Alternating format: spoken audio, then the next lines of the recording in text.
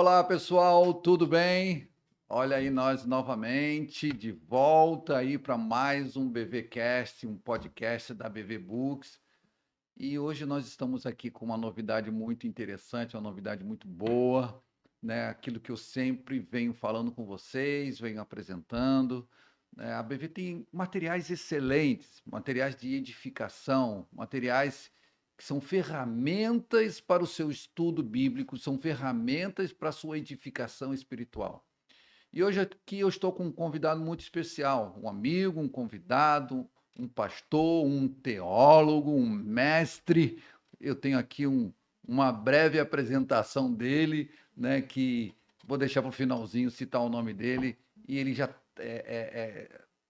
já leciona bastante sobre o assunto.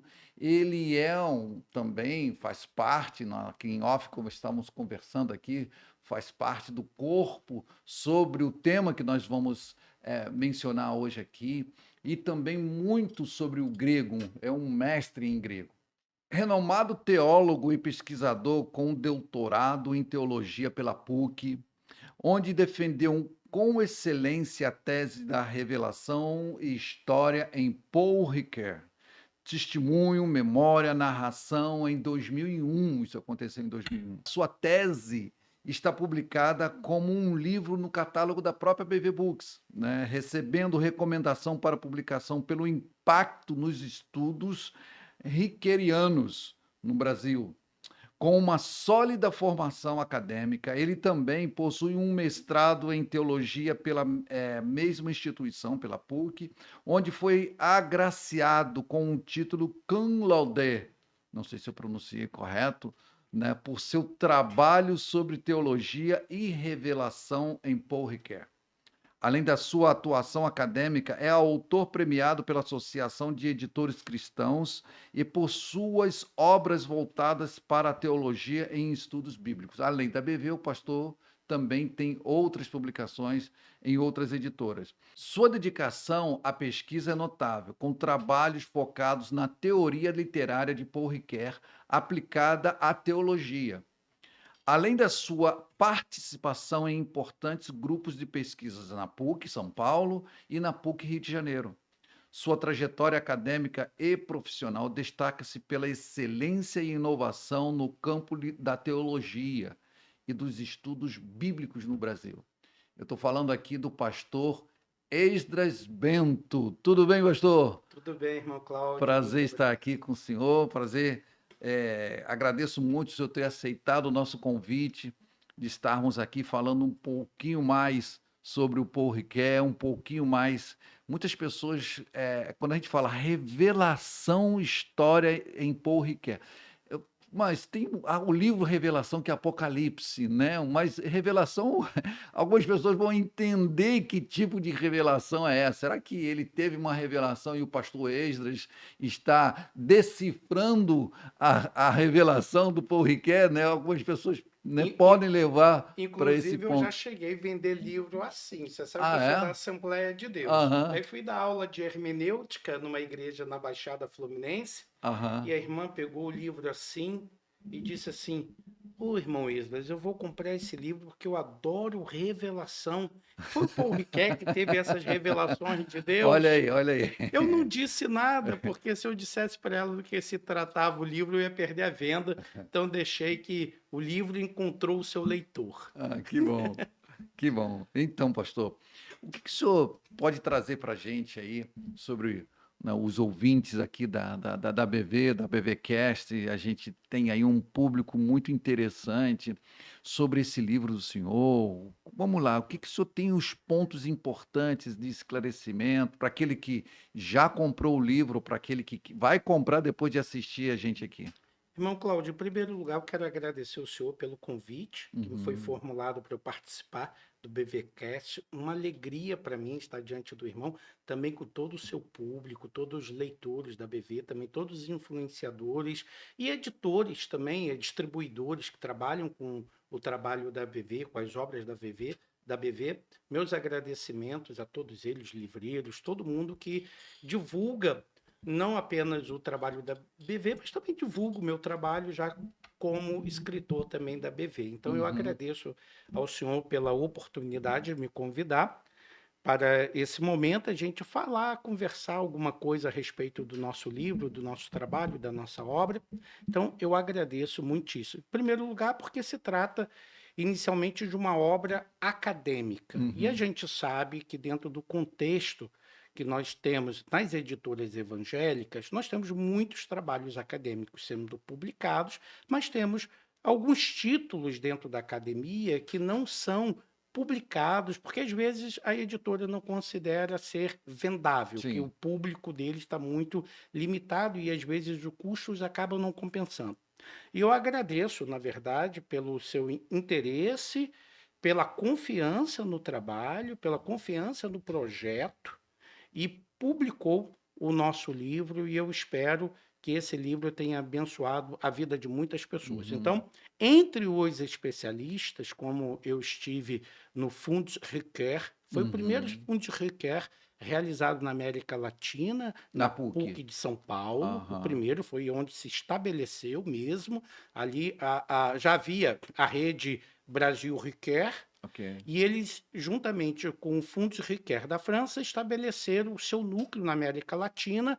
E, graças a Deus, quando eu fui participar desse evento, nós já éramos um autor conhecido, a Conhecido. BV já era conhecido em função da publicação da nossa obra Revelação História em Paul Ricoeur. E eu fiquei muito feliz, muito emocionado, porque, afinal de contas, uma obra acadêmica como essa, a gente fica sempre se perguntando, o leitor está Uhum. compreendendo? O leitor está lendo? Qual é a reação? Então, inicialmente, dois especialistas que estavam no primeiro Fundo de Riquer na América Latina, na PUC de São Paulo, foi muito bem elogiado o nosso trabalho. A Que bom. maioria dos especialistas que estavam lá adquiriram o nosso livro, principalmente as pessoas que trabalham teologia e Paul Ricoeur, religião e Paul Ricoeur, adquiriram a nossa obra e hoje nós temos algumas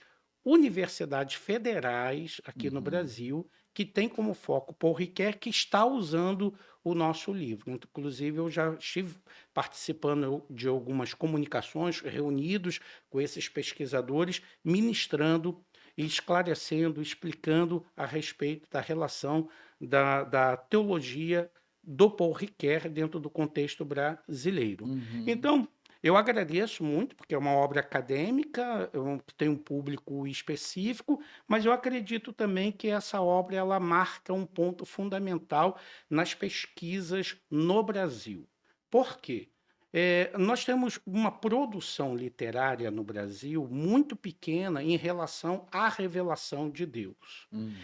E as obras que são publicadas, em sua maioria, elas são obras que não dialogam com a filosofia e nem dialogam com a história. Uhum. Porque se nós falamos que a revelação de Deus é histórica, então, como vai dizer o próprio Pannenberg, em sua teologia sistemática, que o conceito de história para o cristão é fundamental, porque nós somos a única religião que dizemos que Deus se revelou na história. Uhum. Então, se Deus se revela na história, conceito, desenvolvimento de história para nós é importante, porque é o palco, palanque onde o próprio Deus se revelou, se descortinou, se Uhum. apresentou. Uhum. Então, Deus se revelou na história para transformar a história e mudar a história. Uhum. Então, não é apenas uma história geral, apocalíptica que a Bíblia apresenta como um cataclisma, como algo que vai ser mudado, transformado, mas principalmente que essa transformação começa inicialmente com a transformação de indivíduos. Uhum. Abraão, a revelação de Deus, sai da tua terra. Sim. Foi uma revelação para o indivíduo, um Uhum. indivíduo histórico, uma revelação histórica fundamentada no centro da história para a Uhum. mudança da história do Uhum. personagem Abraão. E, consequentemente, aí vem o restante, a promessa Sim. e o escatom, né? A promessa, porque Deus revela-se a ele historicamente Uhum. e faz-lhe uma promessa, e essa promessa lança, portanto, uma ideia que é a maior contribuição judaico-cristã que a civilização pode ter, que é o conceito de história. Sim. Na antiguidade, quando o livro de Gênesis trata dessa revelação de Deus, os povos do Antigo Oriente próximos, eles tinham uma perspectiva de que a história era cíclica. Uhum. Tratava-se, portanto, vou explicar aqui os nossos ouvintes como é que é isso. Nós temos as estações do ano. Uhum. E essas estações, em cada período, elas mudam. Para que se tenha uma ideia, na concepção antiga, do Antigo Oriente Próximo, cada uma dessas estações representava uma divindade que lutava contra a outra, derrubava a outra, e assim se estabelecia, por exemplo, as estações do ano, verão, outono, inverno Ah, e tal, ok. como se fosse uma própria realização de deuses que se opunham um aos outros, e com isso a história era cíclica, sempre voltava ao seu ponto fundamental. Isso Uhum. daí os nossos queridos amigos podem ver na obra Revelação História, do Vogelin, que tem um trabalho muito importante explicando esse conceito, e isso, para quem estuda história antiga, conceito de história, sabe que isso Uhum. sempre foi assim, Uhum. isso está muito bem fundamentado, não é tão necessário justificar. No entanto, quando a promessa de Deus vem a Abraão, a ideia cíclica de história é levada para uma história linear. Uhum. Sai da tua terra e da Sim. tua parentela para a terra que eu te mostrarei. Esse mostrar que está para o futuro coloca, portanto, que a história ela não é cíclica, mas que ela tem um início e ela tem, portanto, a sua concretização e realização, embora não possamos dizer se terá fim, mas ela tem, portanto, um início, e ela vai de forma linear e não a um grande retorno. Uhum. Então, essa é uma das maiores contribuições da Bíblia hebraica para as civilizações. Ninguém na antiguidade tinha conhecimento disto, e foi justamente uma revelação de Deus, uma promessa de Deus que mudou o conceito de história. Então, dentro do conceito hebraico do Antigo Testamento, de onde a gente inicia, por exemplo, nós não temos palavra para história. Nós temos uma palavra grega para história, mas essa palavra é muito mais moderna, considerando o Uhum. entendimento de história como nós temos hoje. Na antiguidade hebraica, nós não temos a palavra história. O hebreu não tem a palavra história para Uhum. definir como nós definimos hoje. Sim. Como o hebreu definia a história na antiguidade? Simplesmente pela ação de Adonai na história. Grandes Uhum. coisas fez o Senhor por nós, e por isso estamos alegres. Alegre. Isso é a história. O judeu não concebia, portanto, um Deus fora da história, um Deus que não Sim. estivesse presente na história, um Deus que Aham. estivesse longe do mundo, longe do indivíduo, longe das pessoas. Não, ele entendia um Deus presente, imanente. Não confundia a divindade com a criação, sabia que a criação era obra de Deus e distinta de Deus. Não considerava o tempo como sendo o próprio Deus, colocando Uhum. sempre Deus acima do tempo, superior ao tempo, anterior ao tempo e criador do tempo, Uhum. mas entendia especificamente que esse mesmo Deus, pelo seu grande amor, se manifestou na história, se manifestou dado um tempo específico, manifestou-se dentro de uma língua comum e fez história juntamente com o seu Uhum. povo. Então, a história que nós chamamos de bíblica não é a história do grande libertador Moisés. Não é a história do grande general Josué. Não é a história do grande rei teocrático Davi. A Bíblia é a história de Deus. Deus.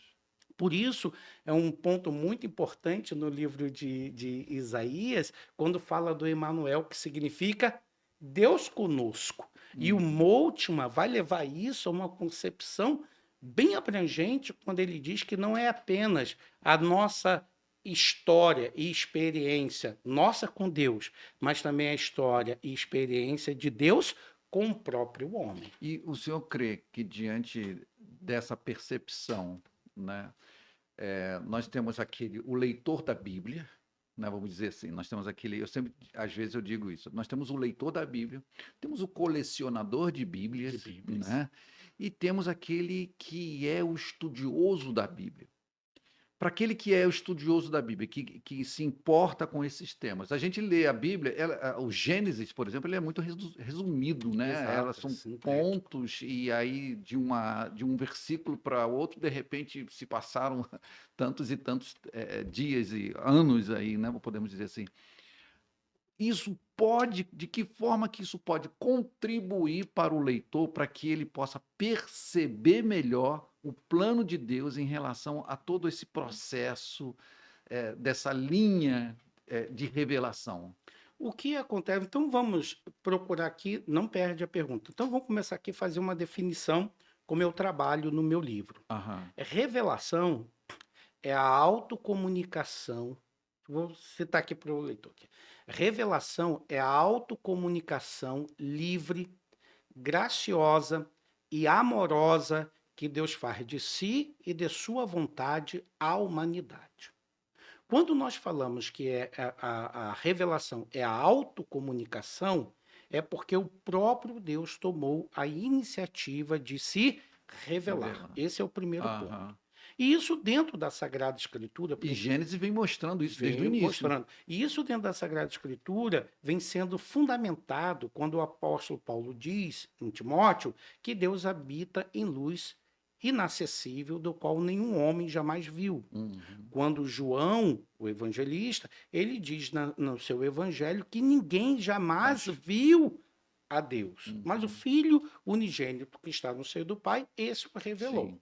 Então nós estamos falando, portanto, de Deus que está acima de tudo e de todos e não se confunde com a criatura, com nada, absolutamente nada, que toma a iniciativa de se revelar. Por quê? Porque, em primeiro lugar, o homem, pela sua própria fragilidade e finitude, não é capaz de conhecê-lo, a menos que o próprio Deus tomasse essa iniciativa. E aqui, por isso nós falamos de que é uma autocomunicação livre. Por quê?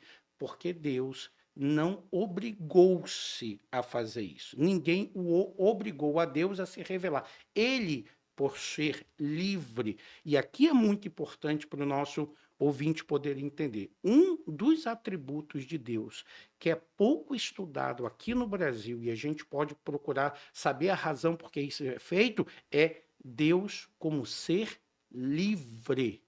Porque a nossa liberdade procede diretamente do próprio Deus. Uhum. O Deus nos criou para irmos em direção a Ele, aqui a preposição para, em Uhum. direção a Ele, Uhum. mas também Deus me deu a opção de voltar-se, não a Ele, de virar as costas. Isso é uma liberdade. Uhum. E a gente vê que a Bíblia, em todos os sentidos, ela é a favor desse livre-arbítrio do sujeito em fazer a sua escolha. Uhum. Então, essa autocomunicação de Deus é baseada, primeiro, na própria liberdade. Deus, como espírito, é um ser livre, pessoal, livre. Então, ele que tomou essa própria decisão por ele mesmo e nada o impressionou a isto. Segundo, gracioso. Por quê? Porque a própria revelação de Deus é o presente que ele dá ao homem. Ok. A revelação de Deus é o próprio Deus agraciando o homem, dando ao homem a dádiva de conhecê-lo. E é amoroso por quê? Porque somente o grande amor de Deus é que pode nos ajudar a explicar Uhum.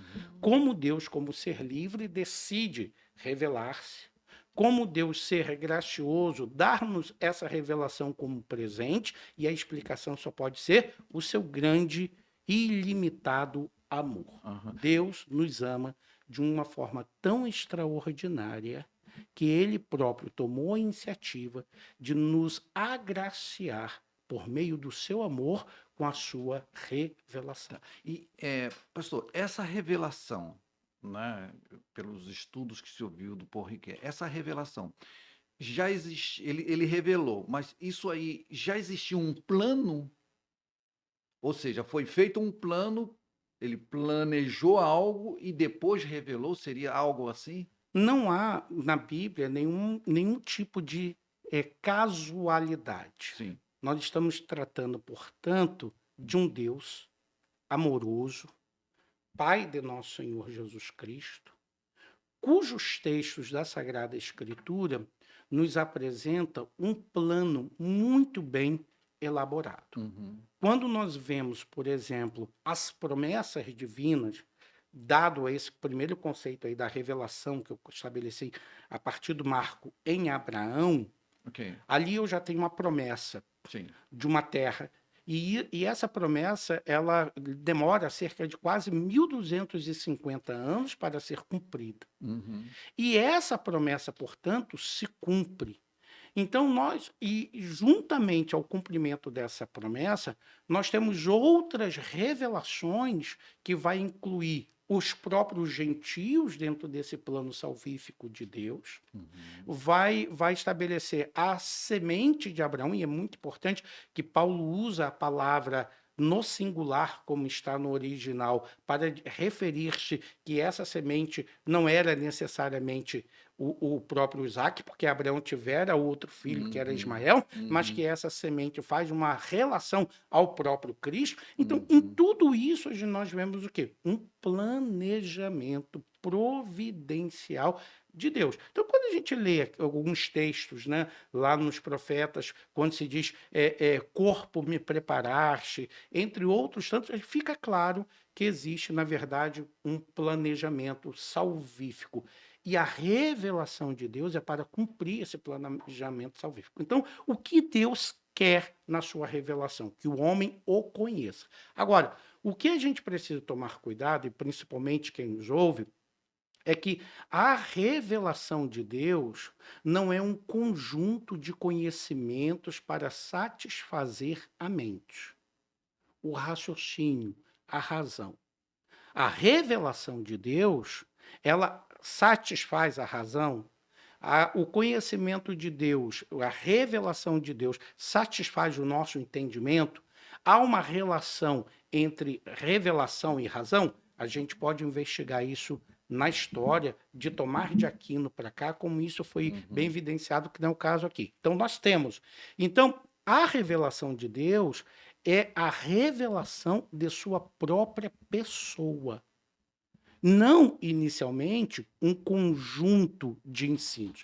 Esses ensinos eles vão sendo estabelecidos por meio da tradição. Primeiro, quando eu falo da tradição escriturística, que registra o testemunho desses grandiosos personagens humanos e seu relacionamento com Deus. Então, nós temos esse testemunho fiel de Abraão e dos demais que testemunharam a experiência deles com Deus. Então, não é um conjunto de conhecimento inicialmente, porque a pessoa não será salva porque sabe distinguir trindade econômica, trindade imanente, intralapsarianismo, supralapsarianismo, pneumatopsicologia. Eita. Ele não vai ser salvo por conhecer nenhum desses tipos de termos teológicos.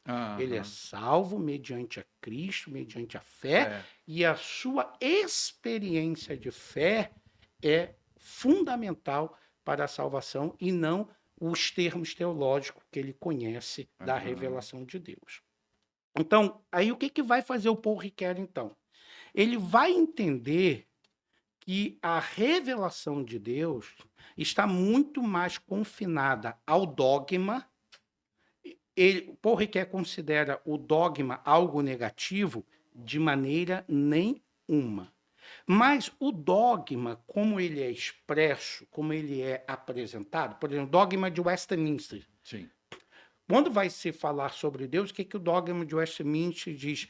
Que crer que Deus é um só, que subsiste eternamente no Pai, no Filho e no Espírito Santo, E a linguagem, por exemplo, que o Westminster coloca, é uma linguagem que nós podemos dizer metafísica. Uhum. O que quer dizer essa linguagem metafísica? Quer dizer que nos nossos dogmas, Deus é apresentado com fundamentação na linguagem filosófica, seja platônica, seja aristotélica, ou seja do existencialismo, que é a linguagem moderna. O que propõe Paul Ricoeur? Falar sobre a revelação de Deus não por meio do dogma que representa uma escola e uma linguagem filosófica. Uhum. Por exemplo, você vai ter Tomás de Aquino, que fez um trabalho extraordinário, e nós não estamos aqui diminuindo em nada o que fez Tomás de Aquino, muito pelo contrário. Ele falou muito bem sobre revelação e sobre razão, mas subordinou a razão à revelação, apresentando que a revelação é superior à razão e a própria razão ela é importante para compreender a revelação e não diretamente para submeter a revelação a ela. Então, esse é um conceito de Tomás de Aquino que está fundamentado principalmente em Aristóteles. Então, nós temos depois, com o existencialismo cristão e demais, um outro conceito da linguagem filosófica, principalmente do existencialismo, que vai ser usado para falar sobre Deus. É o caso de Karl Rahner no catolicismo, de Paul Tillich no protestantismo, e assim sucessivamente. E essas mesmas linguagens, tanto de Karl Rahner quanto do Tillich, por exemplo, elas ainda não estão na consciência de muitos cristãos que não estudam esses autores. Uhum. Primeiro porque dá um pouco da dificuldade de suas obras e depois porque eles são considerados, não são tão considerados entre os protestantes que não estudam teologia. Então, não chega até isso. Então, essa forma de linguagem dogmática, ela tem uma linguagem filosófica, às vezes existencialista, Platão e Aristóteles, às vezes existencialistas, e não recorre mesmo à própria Bíblia. O que faz Ricoeur? Ele abandona e faz crítica a essa linguagem dogmática que usa a filosofia para poder explicar a fé. Algum problema nisso? Nenhum. Não existe possibilidade de deixar a linguagem inteligível se não usar esse recurso. Uhum. Mas ele retoma a Bíblia. Não que ele não use essa linguagem filosófica, mas que ele retoma primeiro o quê? A Bíblia. Uhum. Os gêneros literários da Bíblia, como narração, poesia, sapiencial, profecia, descritivo. Ele pega os gêneros literários da Bíblia, que é a forma com a qual o conteúdo da Bíblia se apresenta, que a regra de Paul Ricoeur, uma das primeiras regras dele hermenêutica é essa. Uma das primeiras regras é, antes de analisar o texto, verificar o gênero literário do texto. Então, o que ele faz? Como o gênero descritivo, não, como o gênero prescritivo, que é o gênero por excelência da Torá, que é o gênero prescritivo. Mas ele classifica? Classifica, e eu aqui no livro, eu explico cada uma dessas gêneros literários e sua relação com a inspiração divina e com a revelação de Deus. Okay. Então ele pega o gênero prescritivo. Por que o gênero prescritivo? Porque se você pega, como eu trato aqui no livro, de um filósofo judeu, como o Levinas, por exemplo, Emmanuel Levinas, o Emmanuel Levinas vai classificar que o gênero prescritivo, que é o gênero da Torá, é o gênero principal da Sagrada Escritura. E vai dizer que esse gênero é superior aos demais gêneros. Okay. Por causa da Torá, que é prescritivo, é lei. Né? É aquela linguagem, vamos dizer assim, como eu defendo, uma linguagem técnica. Ela vem dentro de uma estrutura jurídica, dentro da estrutura correto. legal. Uma estrutura jurídica antiga, que tem os códigos antigos, como o de Hammurabi, por exemplo, Que estavam as serviram leis de base assírias, para leis serviram de de vários países, né, isso. vamos dizer assim. Então, essa linguagem que está no gênero prescritivo, Emmanuel Levinas, eu estou falando de um filósofo, não estou falando de um Aham. exegeta, né? O Levinas classifica como o principal gênero literário da Bíblia, principalmente da Tanakh. O Paul Ricoeur, ele vai descrever o prescritivo, mas vai discutir as perspectivas a respeito do prescritivo, como é entendido esse gênero pela modernidade, e vai descrever, então, que o melhor gênero da Bíblia é o gênero narrativo. Por que ele vai fundamentar o gênero narrativo como principal, diferente do Levinas? Em primeiro lugar, porque ele vai dizer que toda profecia também é narrativa. E por isso, a narrativa também é profecia. Isso aqui está um ponto que, assim, para eu que sou pentecostal, tem uma urgência essa perspectiva hermenêutica pelo fato de que, por exemplo, como a gente pode entender isso aqui? Por exemplo, durante muito tempo, o livro de Atos dos Apóstolos, por ser um livro narrativo e o primeiro livro histórico, histórico considerando como consideramos histórico, né? Porque os evangélicos, toda a Bíblia é histórica. Sim. Os evangelhos são históricos, mas, no entanto, a narrativa, a maneira como os evangelhos são narrados, não é dentro de uma característica que a gente colocaria como biográfica, não é uma característica como a gente coloca como histórica. Não é isso? Por que não é? Porque você pega o Evangelho de Marcos, o Evangelho de Marcos já começa com os 3 últimos anos do ministério de Jesus. Sai um pouco da cronologia, correto? Você pega Lucas e você pega Mateus, tem ali alguns elementos do Evangelho da infância de Jesus. Correto. Pega João já começa com Logos eterno. Sim. Então, nós não temos, embora o que seja narrado é histórico, nós não temos naturalmente ali uma perspectiva histórica na sua narrativa, o gênero histórico. Eu não posso dizer que aquele é um gênero histórico. Mas quando eu pego Lucas, a maneira como ele pesquisou, utilizando as técnicas do seu tempo para narrar a história, isso em Lucas. Diz isso. Logo no início ele fala sobre isso. Do primeiro tratado, o Atos como o segundo, e todas essas perspectivas apresentam, e uma coisa tão importante, que até aquele cético francês, se não falha a memória, René, ele atestava que o livro de Atos dos Apóstolos e o Evangelho de Lucas era o livro exímio da Bíblia em questões históricas, porque Lucas ele deu posicionamento a qualquer um que quisesse contestá-lo, porque ele narrava a história do cristianismo e ligava com fatos do seu tempo. Então, entre outras coisas. E aí, muitas pessoas entenderam que o livro de Atos dos Apóstolos não servia para doutrina, que a doutrina era para ser colhida dos livros, das epístolas, e não de Atos dos Apóstolos. E por aí houve aquela discussão entre batismo, a atualidade do batismo no Espírito Santo, a atualidade dos dons espirituais, que são apresentados nas narrativas de Atos, mas não eram considerados como doutrinas. E aí, quando o Paul Ricoeur apresenta esse gênero narrativo como sendo o principal, porque a própria profecia é narrativa e a narrativa também é profecia, nós temos, portanto, uma forma de teologia narrativa que é a construção da Bíblia. A Bíblia, ela não se enquadra especificamente dentro dos modelos históricos críticos modernos.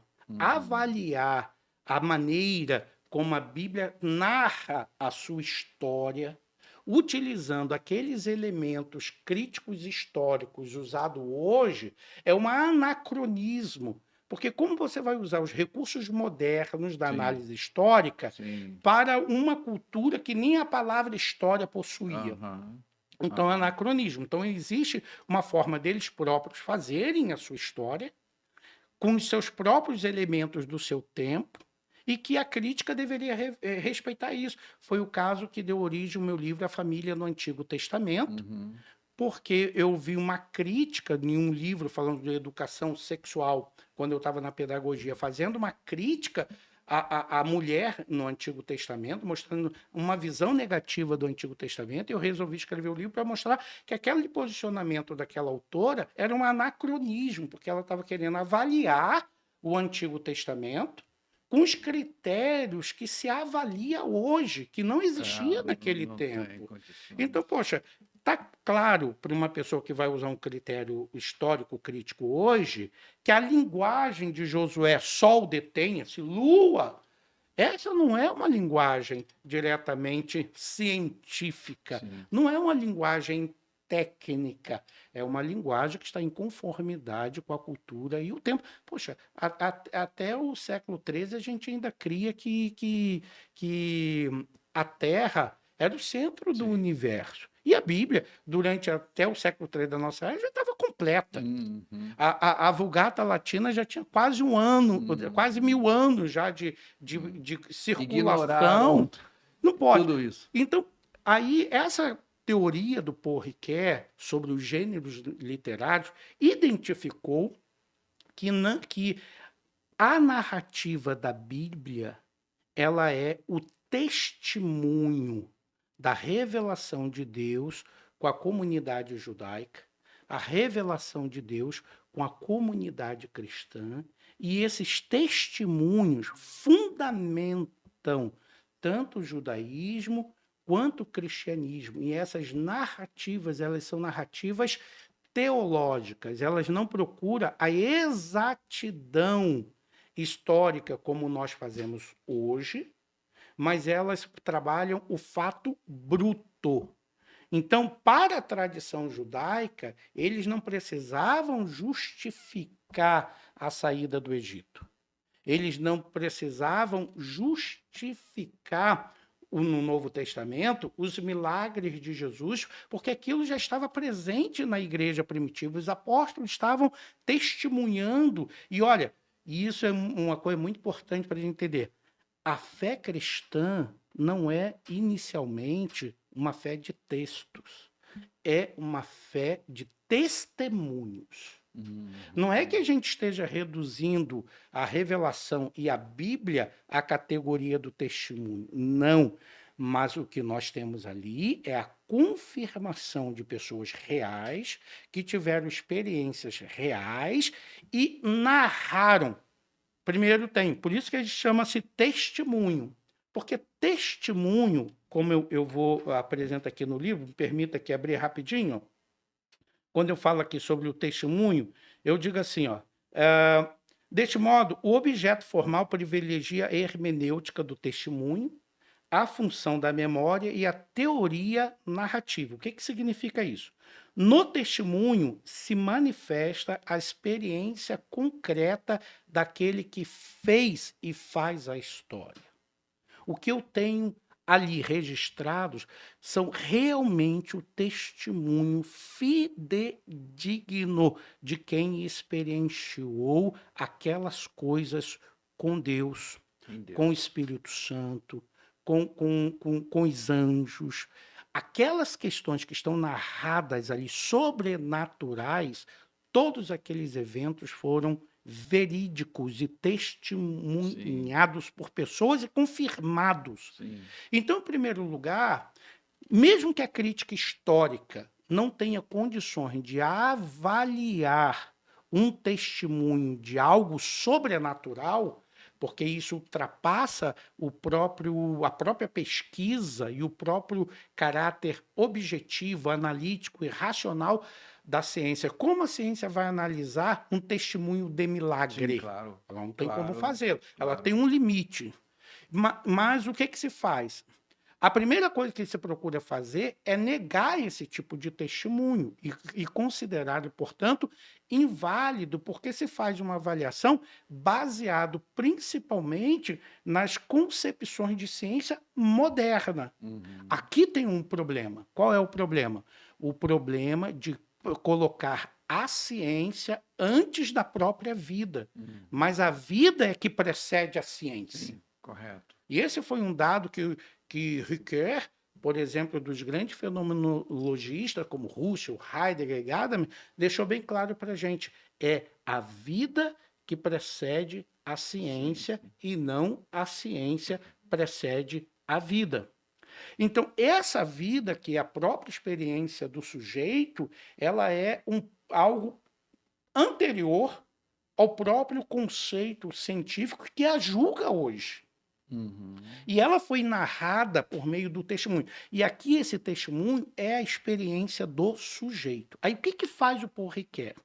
Ele resgata essa experiência por meio de uma teoria que eu explico aqui, que é chamado a hermenêutica do testemunho, que foi apontado, por exemplo, por Andrés Torriqueiruga, que é um teólogo católico moderno, bem racional, e o Queiruga reconhece que a hermenêutica do testemunho é uma teoria extraordinária para explicar a experiência de Deus hoje no mundo. E é sobre isso que nós trabalhamos. Então, essa primeira base, que é do testemunho, que é a experiência de vida. Porque quando você faz a experiência, esse conhecimento da experiência lhe traz conhecimento. Esse conhecimento, somente aquele que teve a experiência pode saber, porque a experiência foi feita por ele. Por exemplo, aqui eu entro dentro de uma discussão como se valida uma experiência de fé, que é um problema que a gente tem hoje dentro da modernidade. Não somente, nós tínhamos esse problema na antiguidade também. Quando a gente olha diretamente, por exemplo, e eu tomei aqui um exemplo, que foi dos judeus no Holocausto. Como os judeus do Holocausto deram testemunhos da sua dor, os que sobreviveram. Se o senhor perceber bem, é impossível eu e o senhor, o nosso ouvinte, qualquer uma pessoa, compreender a dor de um judeu que sobreviveu ao Holocausto, mesmo ele dando testemunho do terror que eles viveram ali, da maldade, da vileza.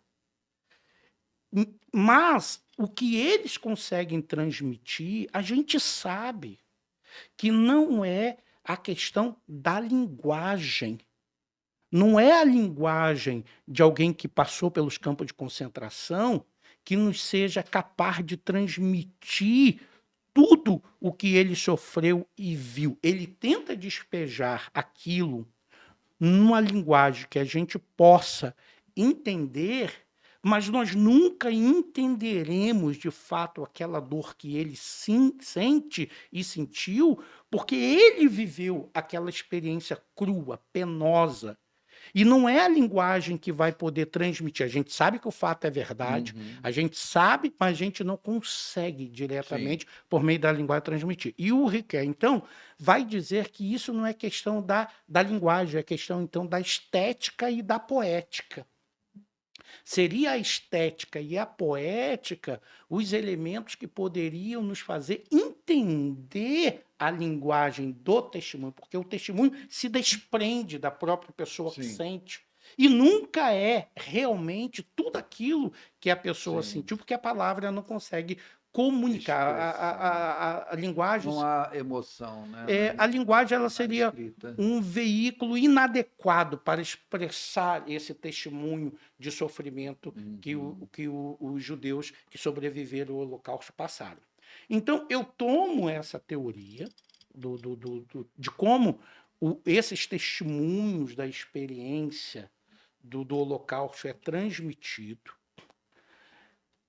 discuto com a teoria de alguns autores que negam a força do testemunho e resgato isso para o plano da experiência. Então, a experiência ela não pode ser transmitida, mas ela pode ser ressignificada. De que sentido? Vamos ver aqui um testemunho de um crente na igreja. Uhum. Ele tem um conhecimento e uma sabedoria que ele obteve por meio daquela experiência. Aquilo pertence a ele e mais ninguém. Uhum. Mas eu e o senhor que ouvimos aquele testemunho, o ressignificamos. Vou dar um exemplo. Se Deus fez a ele, faz a mim também. Uhum. Essa é uma das razões porque um padre perguntou para mim lá na PUC, "Êxodo, você é daqueles crentes que gosta do Antigo Testamento, só ensina e prega do Antigo Testamento? Por que o pentecostal gosta tanto do Antigo Testamento?"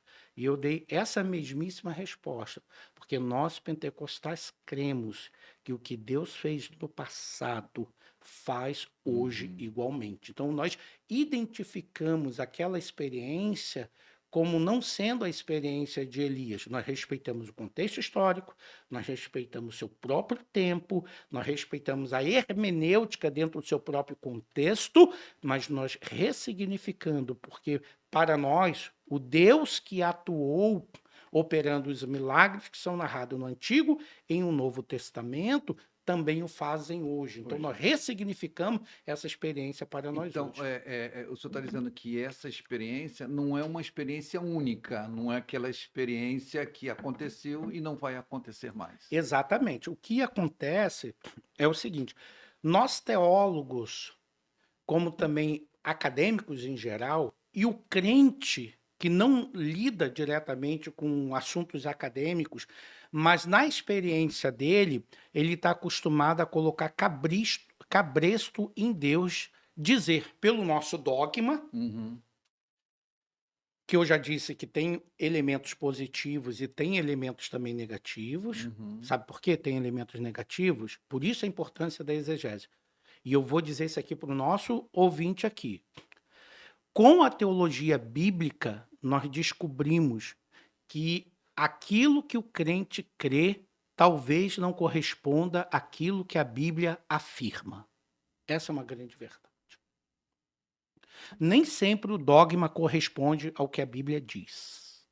Uhum. E às vezes eu creio num dogma que eu encontro texto de prova, que são aqueles textos soltos, que querem confirmar aquilo, mas que no fundo, mesmo quando você vai fazer a análise, a exegese do texto, ele não corresponde exatamente àquilo que eu quero afirmar. Vou dar um exemplo. Não usará o homem roupa de mulher, não usará a mulher roupa de homem, porque é abominação ao Senhor. A minha tradição de fé, durante muito tempo, proibiu calça comprida, e algumas ainda proíbem, entendendo que roupa de homem e roupa de mulher ali era uma referência à calça comprida. O texto quer dizer isso? Provérbios capítulo 22, versículo 28. Não remova os marcos antigos que por tradição colocaram vossos pais. Quantas pessoas já pegaram esse texto impedindo qualquer tipo de mudança de conceito, de mudança de hábito, de mudança de costume, de mudança de estratégia, considerando que essa palavra não remova os marcos antigos, inclui toda e qualquer forma de doutrina e tradição, e não se permite nem que a doutrina permanece, o costume não, que a doutrina ela seja Alterado. não vou dizer alterar, repensada pela linguagem. Por exemplo, o cristão fala de tricotomia. Sim. Para defender espírito, alma e corpo. Eu digo, por exemplo, que a linguagem tricotômica ela é uma linguagem em desuso.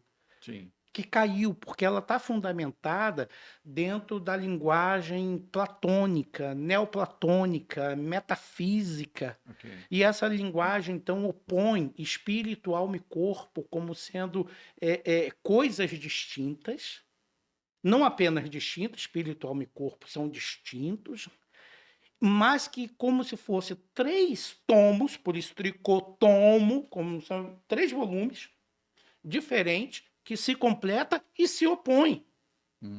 Porque os manuais de teologia colocam a alma contra o corpo contra o espírito tendo que derrubar a alma tendo que derrubar o corpo, e o homem Essa é uma maneira correta de entender o homem na modernidade, que é uma unidade dentro da pluralidade. É um homem só, que não existe sem corpo. Eu não posso subsistir sem meu corpo. Eu sou meu corpo. Sim.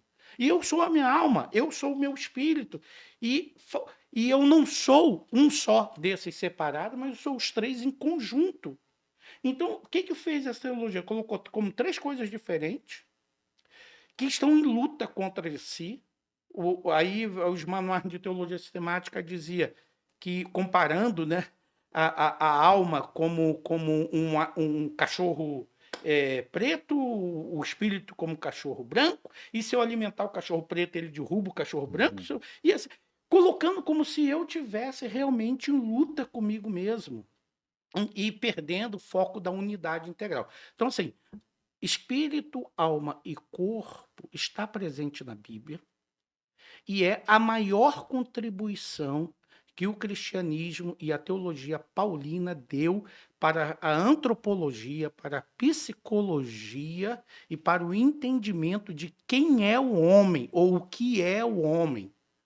Fazer, por exemplo, falar do homem na psicologia, na antropologia e ignorar o conceito paulino é você reduzir a tua própria ciência a um grande avanço provocado pela revelação de Deus em Paulo, que é isso. Então, eu não estou negando o espiritual me corpo, estou dizendo apenas que a modo como a nossa teologia fala sobre esses elementos precisa ser corrigido, revisado, restaurado. Então, estou falando aqui de linguagem teológica, de uma hermenêutica teológica.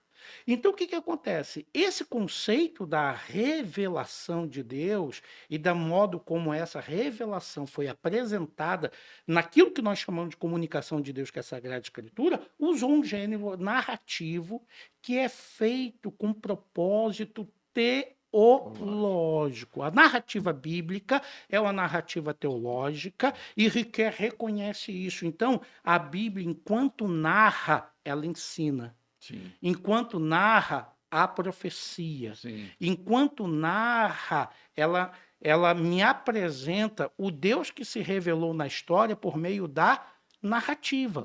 Então, o Riquet vai pegar esse gênero narrativo, depois como um gênero poético, sapiencial, mas vai classificar esse gênero narrativo como o principal da Bíblia e como a revelação e a inspiração divina está nesse gênero. Por exemplo, você não vê no gênero narrativo, por exemplo, o assim diz o Senhor, que é a fórmula profética principal de onde vem o conceito de inspiração divina. Assim diz o Senhor, veio a mim a palavra do Senhor. Essa fórmula profética, que é uma fórmula técnica dentro da Sagrada Escritura, para dizer que há uma voz por detrás da voz do profeta, é desse conceito que nós transmitimos o conceito que a Paulo fala em Timóteo. Passa, grafê, felpnesto, toda a escritura é divinamente inspirada. Toda a escritura é divinamente inspirada, de Gênesis a Apocalipse. Não há absolutamente na escritura nada que seja inútil, nada que não tenha o seu propósito. Quando Jesus Cristo fala do pingo, do tio, ele quer apresentar diretamente que tudo que está na escritura tem a sua importância, tem o seu propósito, nada ali é acidental, nada está ali por acaso. Quando a gente lê a genealogia, ela tem uma proposta, ela tem um objetivo, mesmo que eu não entenda por que 10 primeiros capítulos das crônicas são genealogia, mas historicamente a gente sabe por que precisa daquela genealogia para o povo que está voltando do exílio para a sua terra. Então não há na Bíblia absolutamente nada acidental. Por exemplo, o nosso leitor, ouvinte, ele pode achar que acidental seja quando João fala do manto de Cristo, no capítulo 19 de João, que diz assim, e o manto de Jesus não tinha remendo. Pergunta, mas Para que Com que intenção? João vai dizer que o manto de Jesus não tem remendo? Uhum. Então o leitor lê aquilo e passa aquilo despercebido, achando que aquilo dali foi algo acidental, mas não. Se você olhar para o Antigo Testamento, já começando com a passagem da rejeição de Saul por Samuel, quando Saul pega assim lá, na capa de Samuel, Sim, e a capa o quê? Se se rasga. rasga. Aí Samuel volta e diz: Hoje tirou o Senhor o reino de ti e Uhum. deu até o teu amigo que é melhor do que tu. Uhum. Quando você vai para o livro dos reis, você vem o profeta Aías e a Bíblia diz assim: e que o profeta Aías trazia consigo uma capa nova. Uhum. Quando ele encontra com Jeroboão, ele rasga essa capa. Dois pedaços, duas partes. Uma dessas partes, 10 é para Jeroboão, outra fica. A capa rasgada simboliza o reino dividido. Então a Bíblia já vem apresentando o simbolismo de que capa representa reino. Capa rasgada, reino dividido. E quando no Evangelho colocam o manto sobre Jesus, coloca como símbolo do seu reinado. Esse é o rei dos judeus, e coloca o manto. Uhum. Quando João diz que o manto de Cristo não tinha remendo, Remendo. para dizer que seu reino jamais seria dividido. Dividido. Essa é a ideia. E seria o mesmo quando Lucas também narra que quando Pedro viu a capa de Jesus enrolada no túmulo, né, na ressurreição, que estava no cantinho ali, guardado. Seria esse mesmo simbolismo? Ali a gente precisa ver, e eu não lembro agora, se está falando do lenço, do Do lençol, lençol que cobria ele. que era mortalha, que era a forma mesmo de Aham, proteger o corpo, né, com algumas especiarias. Eu acho que não é a aham. respeito disso, não. A Ah, capa, tá. no caso, era uma das três peças que o povo da antiguidade usava. A quetonete, que era a forma Uhum. interior, como as Não, lingeries mas de eu hoje. digo assim, o simbolismo, né, que Lucas, ele foi bem preciso. Ele disse que Pedro viu ali enrolado no canto, Mas diferente dos outros e- evangelhos que não citam esse. eu nunca fiz uma análise pormenor desse ponto, não, mas eu considero ali que a talhas ali, aquilo Sim. dali fosse, portanto, uma representação de que Jesus venceu a morte. Uhum. Venceu a morte. E que voltará. Porque, na verdade, não era possível que o morto, ele próprio, tivesse condições de tirar Sim, aquilo de si sim, próprio, porque ele ficava, já está sim, imóvel como sim, defunto, e aquilo era apertado, com sim. especialismo. Eu não posso dizer diretamente sobre isso, que eu nunca avaliei sobre esse Ok, ponto, mas ali eu sei que não é capa. Mas nesse caso de João, a gente tem uma capa que entendi. tem um simbolismo disso. Aí, veja só que isso tudo é narrativa. Sim, Mas de onde eu extraio uma coisa tão extraordinária disso por meio de uma sim, narrativa? é. É porque João está ensinando, por meio de uma narrativa, que o reino de Jesus não será dividido, e ele disse isso afirmando que na sua capa não tinha remendo. E aí, os romanos veem a capa de Cristo, entendem que tem um valor, e o que, que eles fazem? Tira a capa, olha só, que representa o governo de Cristo sobre os judeus, e tomam essa capa para si. E essa capa, para João agora, vai representar o governo de Cristo sobre os gentios. Uhum. Por isso veio para os que eram seus, e seus nos receberam, e todos quanto receberam, deu-lhes o poder de serem feitos filhos de Deus. Por quê? Porque essa capa, que era símbolo do reinado de Jesus sobre os judeus, agora é tomado pelos gentios como símbolo do reinado de Jesus sobre os gentios, que formou a igreja. Mas ele diz isso em quê? Numa narrativa. Ele não fez uma doutrina sobre isso. Então, a narrativa, ela é teológica. E o Paul Ricoeur vai pegar, então, a revelação de Deus, focado que a narração ela é tão inspirada quanto a profecia, porque quem é o narrador? O narrador, ele narra o texto, ele vai narrando e ele não se coloca na primeira pessoa, ele some da narrativa, que aparece ao texto. No profético, quem aparece é o profeta aparece na primeira pessoa, ele diz que está escrevendo, ele aparece e narra o que ele recebeu de E Deus. essas narrativas sempre no presente. Sempre no presente. E o autor, na verdade, ali que a gente tem Atos, aquela seção nós, onde Lucas utiliza o pronome pessoal no plural, que ele acaba se identificando que ele está ali fazendo parte daquilo. Porque eu vejo em algumas traduções, né, algumas narrativas colocadas no passado, né? Ou seja, claro, né? E sim, Que sim. mostra, mas é interessante isso que ele mostrar.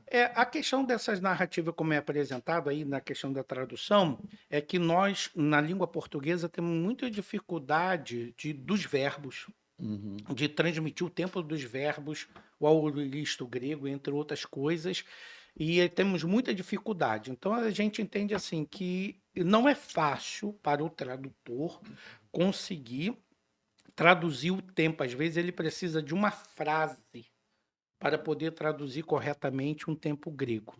Então, essas são umas questões de problema da própria tradução para uma outra língua mesmo. E o Paul Ricoeur trata disso também?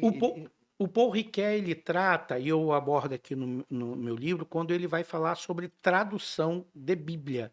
E o Paul Ricoeur também escreveu um livro sobre tradução, e ele, juntamente com André Lacocque, que é um hebraísta da Universidade de Chicago, eles escreveram um livro de exegese e de tradução da Bíblia, que ganhou um prêmio por isso, né? Eles foram presenteados na Europa como um dos melhores livros de exegese falando sobre tradução de textos da Bíblia, principalmente.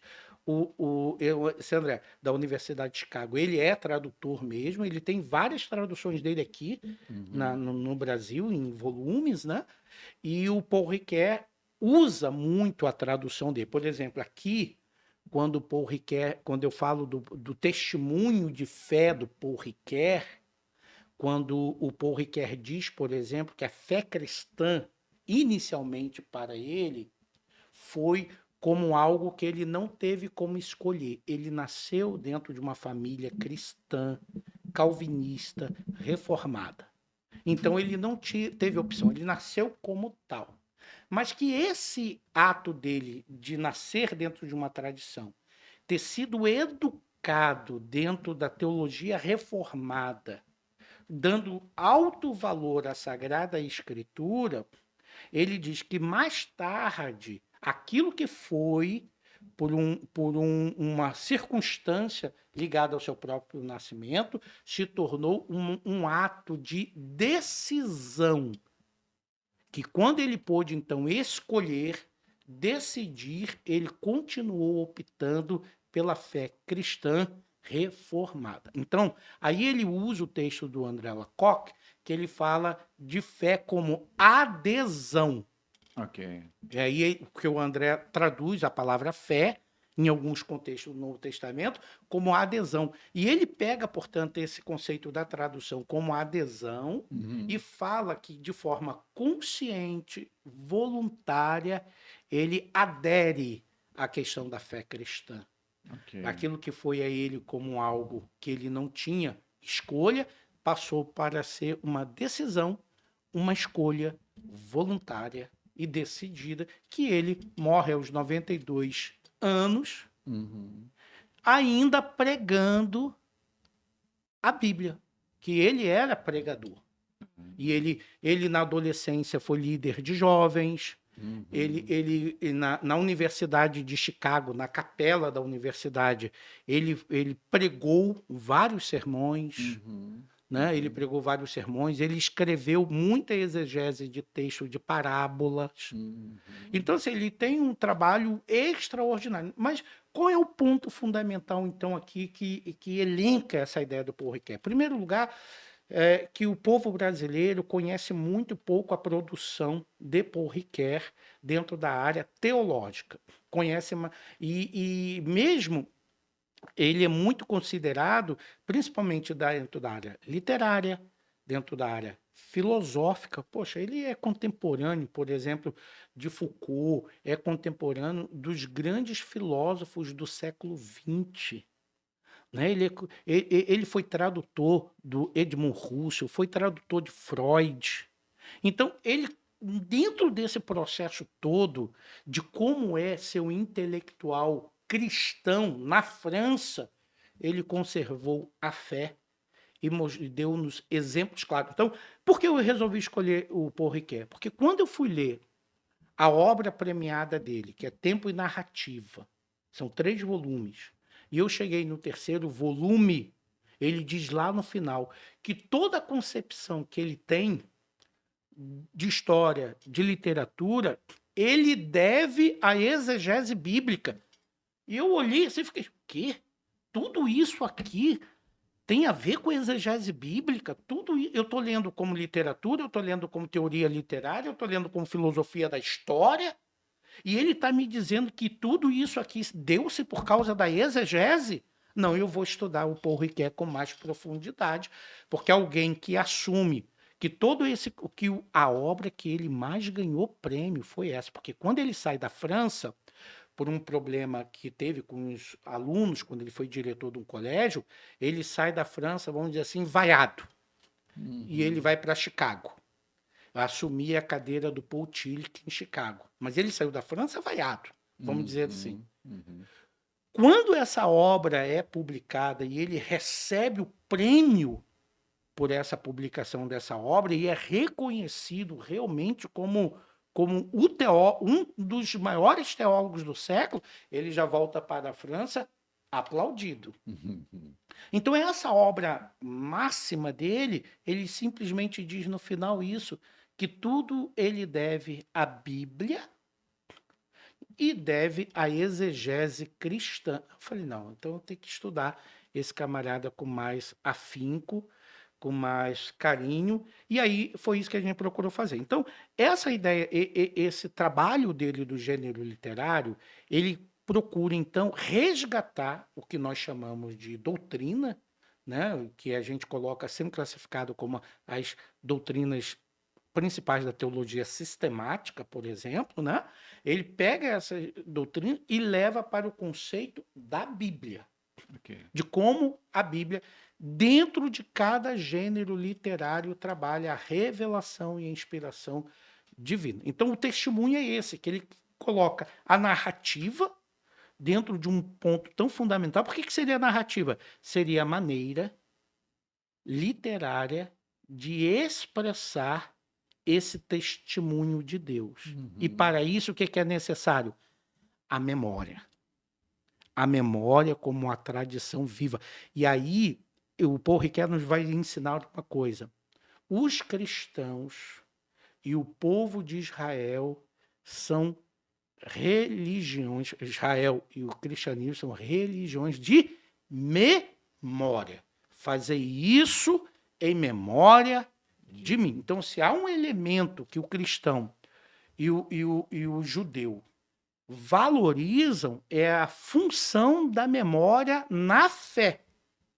Porque essa memória não é simplesmente relembrar o passado, mas torná-lo significativo no presente por meio da experiência de fé, porque servimos a um Deus vivo e a um Deus presente. Então, fazer isso em memória de mim não é apenas olhar para o passado, mas a ressignificação do passado no presente como algo vivo, presente. Então, ele trabalha esse conceito de como a memória nos ajuda e a confiar nos testemunhos do relato da Bíblia. Esse é o primeiro ponto, que o que nós temos aqui é a memória dessa tradição de fé judaico-cristã e de como essa memória se encaixa a questão da revelação dentro dos gêneros literários. Então, assim, é uma obra que dialoga com o conceito de história moderna, com a filosofia da religião, com a filosofia da história. E aqui a gente faz algumas contestações aos conceitos reduzidos da história. Então, se a tua experiência é só você que a tem, voltando lá ao ponto fundamental, Então, a filosofia, ela não tem como contestar aquilo que você próprio experimentou, Experimentou. porque isso é teu, É o seu testemunho. é o seu testemunho. E o seu testemunho, portanto, ele derruba o absolutismo da razão que se coloca acima da própria experiência, porque não existe critérios filosóficos e racionais para derrubar o teu testemunho. Nós podemos fazer algumas avaliações. Aí o que eu faço aqui? Eu pego a validade da experiência religiosa, daquela obra fantástica, de como o autor da validade da experiência religiosa, toma o testemunho da Madre Teresa, um testemunho como uma mulher mística, e como esse testemunho de fé é usado dentro da psicologia da religião e entendido a validade daquilo que ela viveu. Aí eu pego esse elemento da psicologia da religião para mostrar como os critérios que a gente pode entender uma experiência de Deus hoje. Por exemplo, a gente hoje no Instagram, a gente tem muito acesso a muitas formas de experiências ou supostas experiências. A gente já viu gente imitando pica-pau, a gente já viu gente dançando, fazendo uma série de outras coisas, e a gente fica se interrogando sobre a validade dessa experiência. E aí eu peguei esse texto da validade do William, da validade da experiência religiosa, para analisar a experiência de Deus, a questão da psicologia, e peguei o Jonathan Edwards, que ele escreveu uma obra nesse mesmo período e é citado pelo William como um cristão que se propôs a avaliar as experiências pneumatológicas do seu tempo, estabelecendo critérios para isso. Então, embora o testemunho que eu tenho de Deus ele seja um testemunho válido, eu tenho, portanto, alguns meios para poder compreender esse testemunho. Nesse caso, portanto, o Paul Ricoeur vai dizer que a revelação de Deus não está confinada na Bíblia, que é o plano canônico, que é o plano religioso. Está aqui.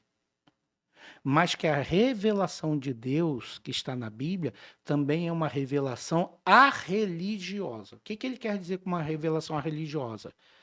Que eu tenho como critério a Bíblia para compreender a revelação de Deus, eu tenho como critério Cristo, que é a revelação de Deus, mas Deus continua se revelando hoje a Sim. pessoas comuns que não conhecem nem a Cristo, nem o cânon bíblico. E ele trabalha essa revelação de Deus a essas pessoas que não conhecem Jesus e nem a Bíblia como uma revelação religiosa, uma revelação que testemunha a ação de Deus na história. Por exemplo, eu fui com a minha esposa pular de asa delta lá na Pedra Bonita, lá na Gávea. Aí eu fiz o meu salto, depois foi a vez da minha esposa e eu subi com ela. E na hora de descer, um das pessoas que estava lá perguntou para mim se eu poderia levar um suíço, um sueco, que estava lá, que queria, que a esposa dele foi pular e ele não tinha como descer e ia descer comigo. Eu falei, não, posso sim. E ali no meu inglês meio misturado com português, com espanhol, ele também com o inglês dele lá, ele perguntou para mim, qual é o teu nome? Eu falei, meu nome é Esdras. E ele falou um nome diferente. Eu falei, não, meu nome é bíblico, é o nome de um sacerdote judeu. Ele, você é cristão? Eu falei, sou cristão. Aí ele, eu não creio em Jesus Cristo, mas eu creio em Deus. Eita. Eu falei assim, como o senhor crê em Deus? Ele falou assim, qual é a quintessência do cristianismo? Eu falei, a quintessência do cristianismo é o amor de Jesus. Nada supera isso. Ele, não, mas é difícil falar comigo sobre Jesus. É porque eu conheço Deus. Eu falei, como é que o senhor conhece a Deus e não conhece Jesus? Aí ele disse assim, eu fui nadar num lago na Suécia, estava me afogando, e eu disse, Senhor, se Deus, se tu existe, me salva. E ele disse, chorando, uma mão me pegou pelo braço e foi me levando até a margem. A partir dali, eu não sou cristão, mas eu creio em Deus como Deus único e verdadeiro.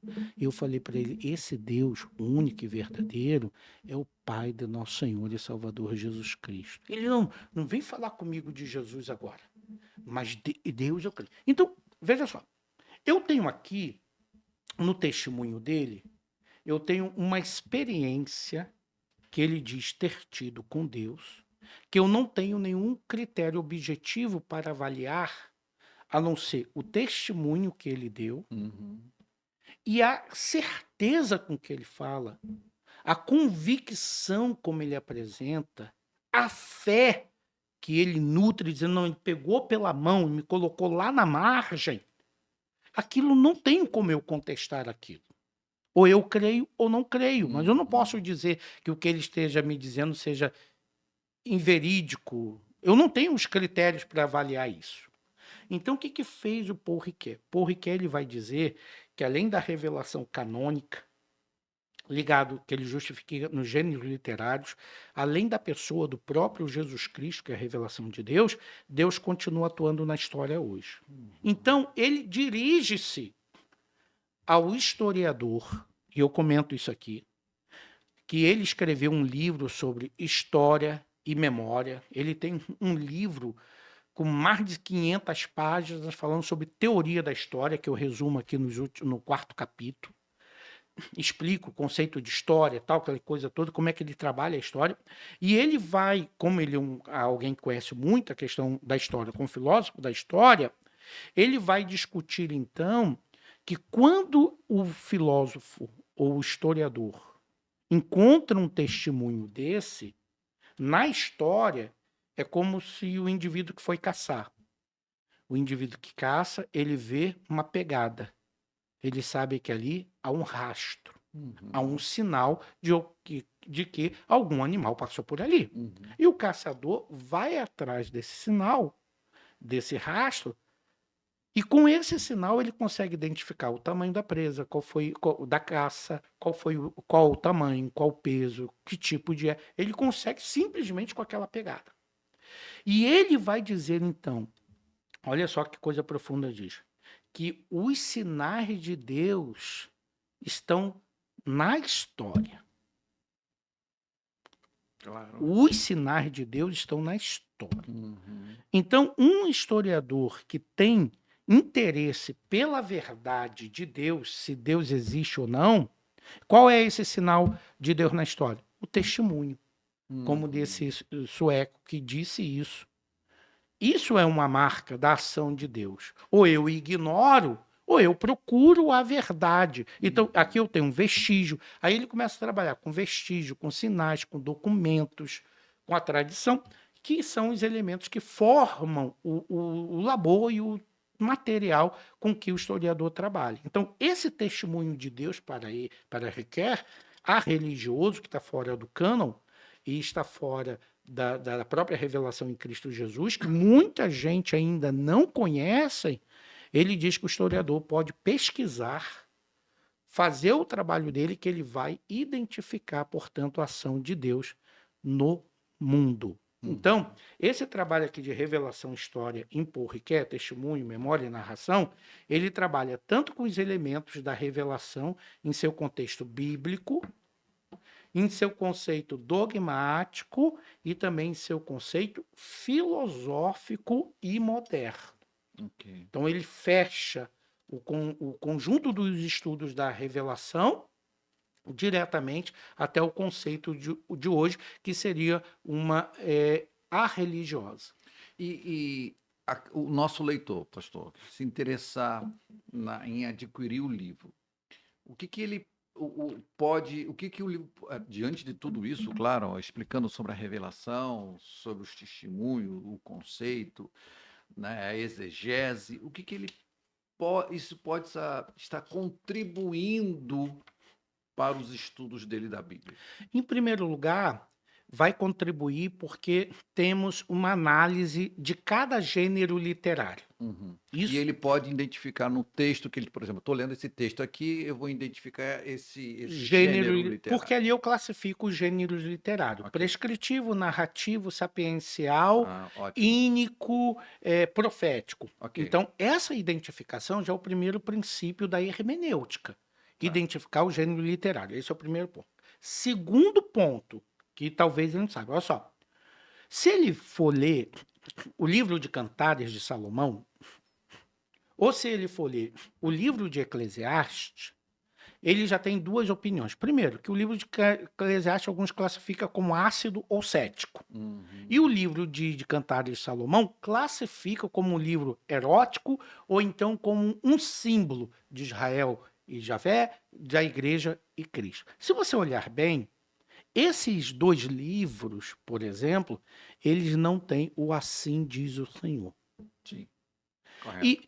E essa não foi a questão primordial, mas os chamados antilegúmenas, que são aqueles livros disputados dentro do cânon, como o livro de Cantares, como o livro de Eclesiastes, são aqueles livros que, quando o leitor lê, parece que está lendo uma outra coisa que não a Bíblia, Uhum. que está lendo uma outra coisa que não a revelação de Deus, porque não identifica ali diretamente no livro de Cantares a própria revelação e a própria inspiração. Então, nós consideramos hoje o livro de Cantares de Salomão, por exemplo, o que ele vai ver como um livro inspirado por Deus, não por causa necessariamente que ali aparece um assim diz o Senhor, mas porque nós pegamos assim diz o Senhor dos profetas, classificamos como Salomão, Cantares de Salomão também fosse,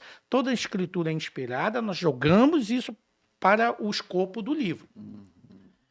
E aí, no livro, por exemplo, nós explicamos que apesar, não eu dizer apesar de ser apenas como forma retórica, que a Bíblia é a palavra de Deus, Ok.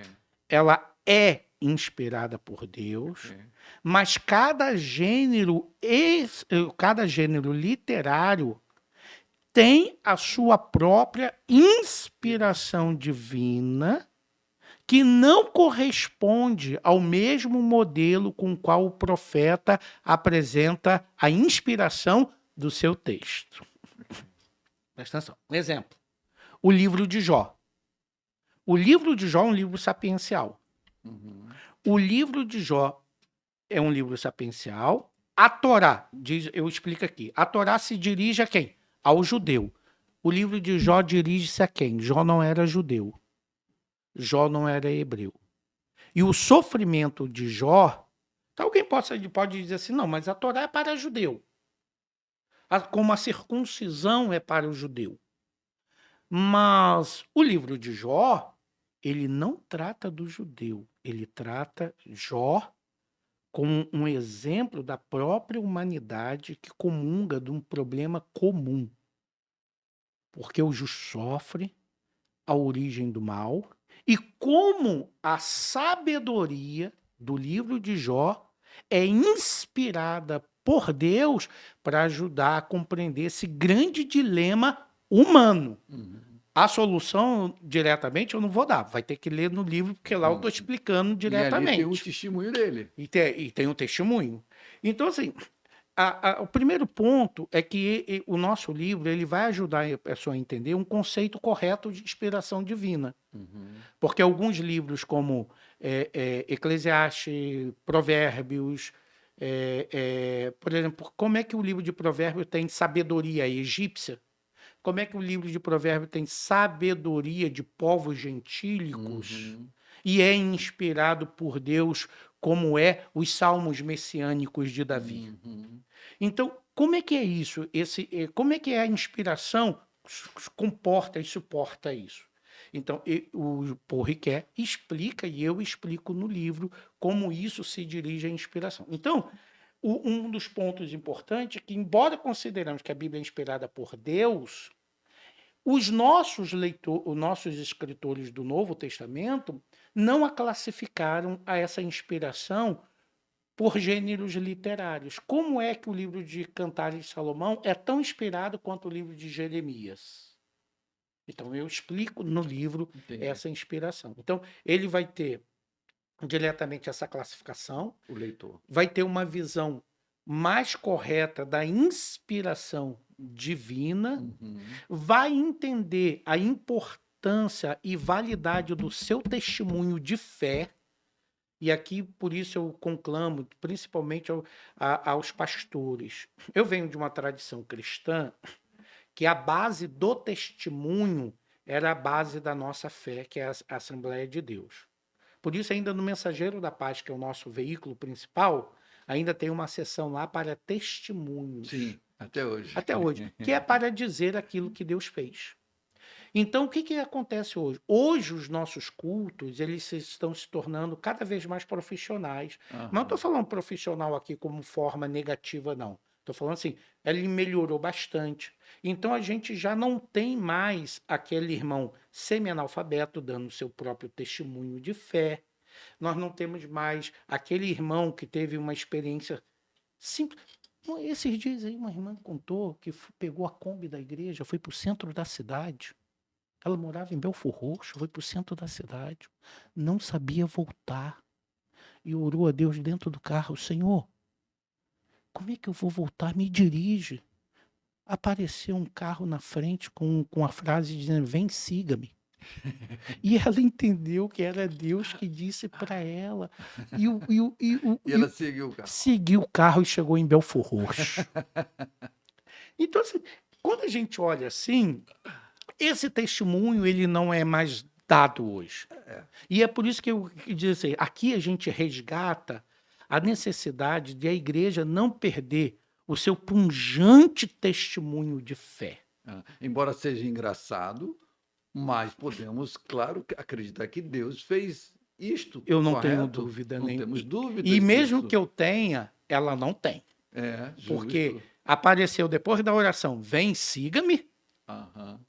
Ela seguiu e chegou em Belfor E Roxo. que isso também pode seguir também para outras pessoas, a mesmo como nós conversamos aqui. Então, quer dizer, Extensivo. a ideia do testemunho aqui, eu tenho uma chamada hermenêutica do testemunho, que eu apresentei uma justificativa de como o testemunho de fé é importante na vida da comunidade. Uhum. Nós tínhamos muito testemunho de fé estranho, né? Eu já Sim. lembro irmãos da minha igreja que deram uma vez testemunho, oh meu Deus, isso é até público, não sei, mas na sua simplicidade davam testemunhos, porque comprou a carteira de motorista, e, irmãos, olha, estudei tanto, não consegui passar, mas consegui comprar minha carteira de motorista.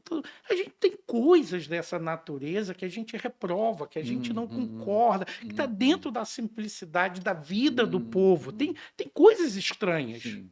Que a gente sabe, obviamente, que ele foi mal Sim. orientado, porque como pastor eu deveria ouvir o testemunho dele antes e ver que ele não Sim. pode dar um culto de ação de graça por infringir a lei, que ele infringiu a lei, deveria ser preso e não dar o testemunho. É que há ressalva para dizer que a gente não concorda com isso. Mas os riscos que nós tínhamos em abrir para o testemunho compensa a validade e a força do testemunho que mantém vivo que Deus está atuando na vida de cada crente. E o Atos dos Apóstolos é o quê? São esses testemunhos de como Deus atuou Sim. na vida de pessoas históricas, preocupados com coisas que a gente talvez não nos preocupássemos. E Deus está preocupado. E ali o Espírito impede Paulo de ir para um canto. E isso, porque testemunho pessoal está ali. Sim. Então, o leitor do livro vai aprender a olhar seu próprio testemunho de fé e ver de como isso é importante para a vida cristã e como base e fundamento da revelação de Deus na vida. E hoje a gente não vê muito isso nos cultos dos lares, né? As pessoas contando seu testemunho de fé, falando às vezes as pessoas querem contar, ficam conversando sobre outras coisas, então, mas esse tipo de testemunho que edifica, né, que aumenta, a gente está Cada cada vez dia menos ouvindo menos. ouvindo menos sobre essas E situações. aqui eu diria assim, Não aqui que não exista, não sim, mas as pessoas estão existe. deixando isso Por de causa, lado. porque a gente está assumindo uma posição na liturgia, e eu não estou discordando disso, não, cada vez mais profissional. Quer dizer,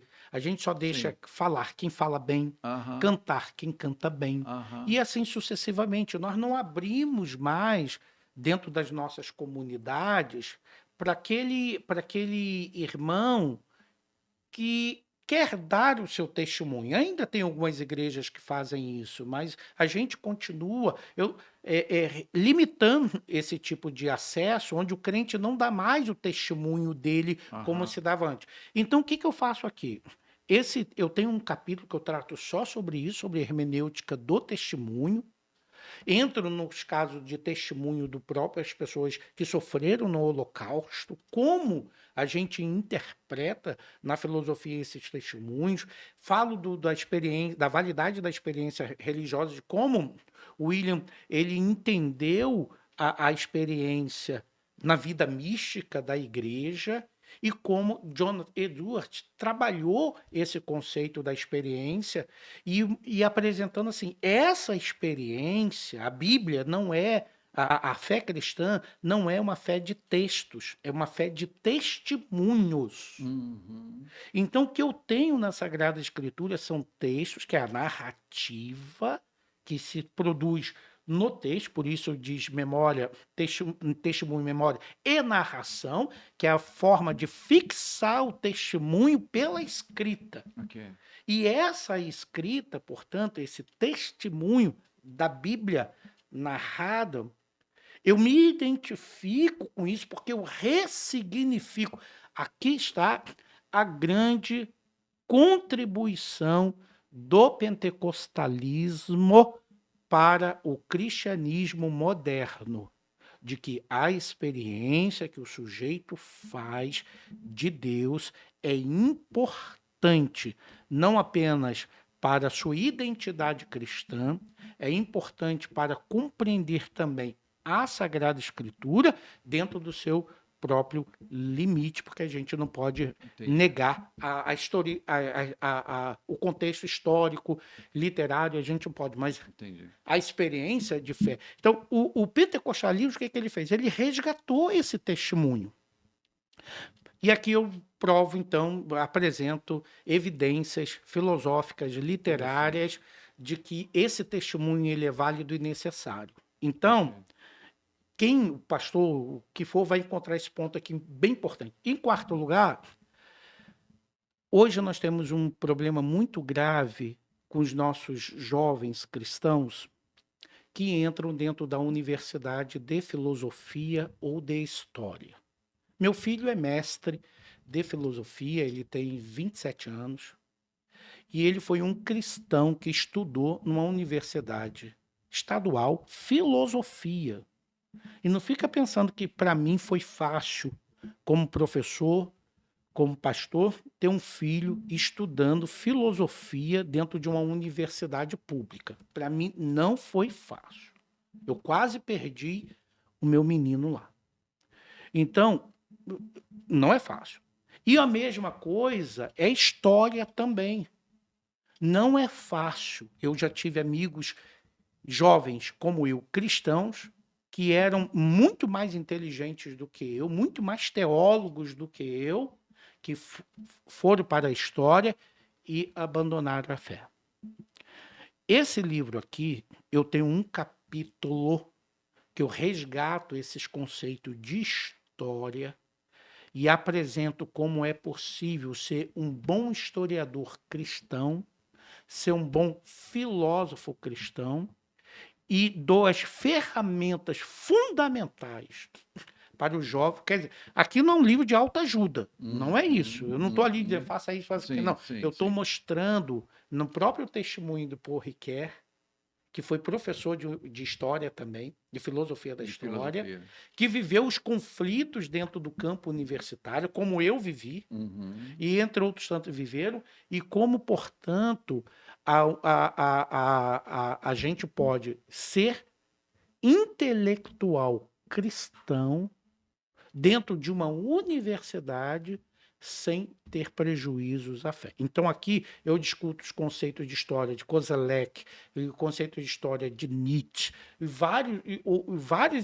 vários problemas teóricos que são passados da história para o cristão, e o cristão, por não conhecer não a fraqueza da teoria, mas que essa teoria não está completamente acertada, porque está trabalhando a história com uma objetividade que não existe a essa objetividade, e outra mostra como há muita subjetividade dentro do trabalho do historiador, que é negado, às vezes, dentro da universidade, por considerar a história uma ciência tão objetiva que tem o critério necessário para não aceitar a experiência de fé. Então, assim, não é uma obra que eu vou dando alta ajuda, mas para se manter na universidade, mas mostrando uma visão cristã correta da história. Então, por exemplo, eu faço uma diferença aqui entre Prometeu e Adão. Prometeu é considerado dentro do o símbolo da sociologia, o símbolo das ciências humanas, porque ele toma o fogo dos deuses para se fazer homem sábio à revelia dos deuses. E aí eu falo de progresso. E o problema que a Bíblia nos apresenta no relato de Adão não é um problema com a ciência. Adão não roubou o fogo do conhecimento. Adão procurou ser homem a parte de Deus. O problema de Adão é o relacionamento com Deus. Não é o problema da cultura e da arte e da ciência e da técnica.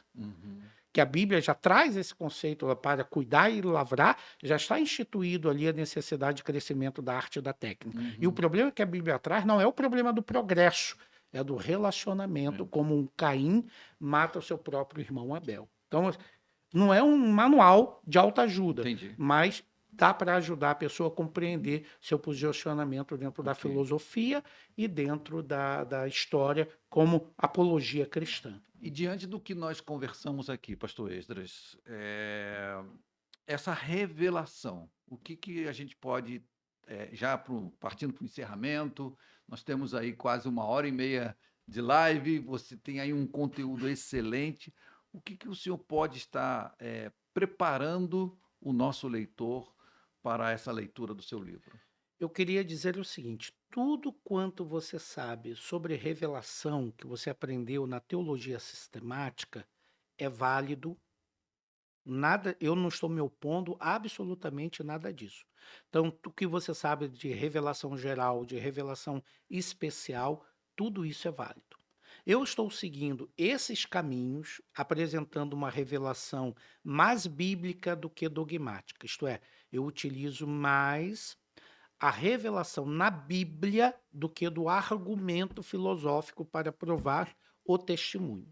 Então, tudo quanto você sabe da dogmática sobre a revelação de Deus, você continua sabendo, continua firme, porque não estou contradizendo isto de maneira nenhuma. O que estou apresentando é uma leitura da revelação de Deus a partir dos gêneros literários e fazendo uma leitura dessa revelação para a modernidade. Então, como o historiador que não aceita a revelação de Deus, como filósofo que não trabalha com a revelação de Deus, porque são categorias que estão para além da sua pesquisa, pode encontrar os testemunhos da revelação de Deus, tanto na Escritura, mas ele não quer o da Escritura que considera um livro religioso, tanto em Cristo, mas ele não quer crer em Jesus Cristo como revelação de Deus, que isso é um ato de fé. Então, nós vamos para o segundo ponto. Então, vá aos testemunhos de revelação de Deus na modernidade. E assim, a gente continua apresentando que Deus continua se revelando nos dias de hoje como se revelara no passado a pessoas distintas, em culturas distintas, em línguas distintas. O Senhor é Deus vivo. Então, esta obra aqui é uma obra que está dentro do foco da apologética, Uhum. porque nós defendemos a revelação de Deus dentro do contexto da modernidade. Por isso a relação de teologia, de revelação e história. Uhum. Por isso a justificativa de procurar apresentar como Deus se revelou na história e o conceito de história na antiguidade, e como Deus continua se revelando na história no conceito de história moderna. E Uhum. como testemunho é essa dialética cristã, bíblica, teológica, que ajuda o historiador e o filósofo a ver nesses testemunhos a revelação e a manifestação de Deus. Em nenhum momento eu coloquei esses testemunhos como objetivos, porque eles não são, eles são dentro da subjetividade humana. Não os coloquei de maneira nenhuma acima da autoridade da Escritura, Uhum. mas, pelo contrário, nós trouxemos dialeticamente o equilíbrio entre a objetividade, que é o texto bíblico, a subjetividade, que é a experiência, e a relação disso com o contexto moderno. Então, assim, você que estuda revelação, você vai encontrar um livro que vai lhe ajudar em argumentação filosófica, literária, histórica a defender a revelação de Deus hoje. Então, o meu livro está dentro da teologia fundamental, classificada dentro da área da apologética. Ok. E para você que assistiu o nosso podcast aqui, que verificou tudo, está interessado, eu faço um convite, faço um desafio para você. Vá lá nos canais de venda, na Amazon, Mercado Livre, na própria BV, você está vendo aí os nossos caminhos para você estar adquirindo o livro Revelação e História em Paul Ricoeur, feito aí pelo autor aí, o pastor Eitas Bento. Pastor, mais uma vez, muitíssimo obrigado pelo senhor estar aqui. Aprendi muita coisa, confesso, e também muitas pessoas, com toda certeza, que estão nos assistindo, aprenderam também. Você que está aí pelo Spotify, você que está aí pelo YouTube, você que está aí nesses canais que nós estamos sempre divulgando os nossos trabalhos. Repito, vale a pena você estar adquirindo o livro do pastor Esdras Bento, Revelação, você está vendo a capa aí, Revelação e História em Paul Ricoeur. Pastor, muito obrigado, Deus te abençoe, Eu que né, agradeço, irmão por ter Cláudio. vindo, né, e vamos continuar aí. Conta comigo assim, toda vez que precisar, pode contar Com comigo. certeza. E eu espero que o leitor faça uma boa leitura e, não entendendo, o Paul Ricoeur diz que a interpretação só acontece quando o autor morre. Uhum. Quando você está vivo e tem dúvida, pergunta diretamente ao autor. Então você pode me acompanhar no Instagram, fazer as perguntas que eu lhe respondo. Amém, amém. Tu está vendo aí o Instagram aí do pastor Extra, o caminho dele para você estar em contato aí com o pastor Extra. Muito obrigado, né? E convido você também para assistir. Nós temos aí no YouTube uma live que nós fizemos também, que eu fiz, tive o prazer de fazer com o pastor Esdras, e também aí junto com a Bíblia Textual, que você pode estar buscando também aí no YouTube. Deus te abençoe. Tchau.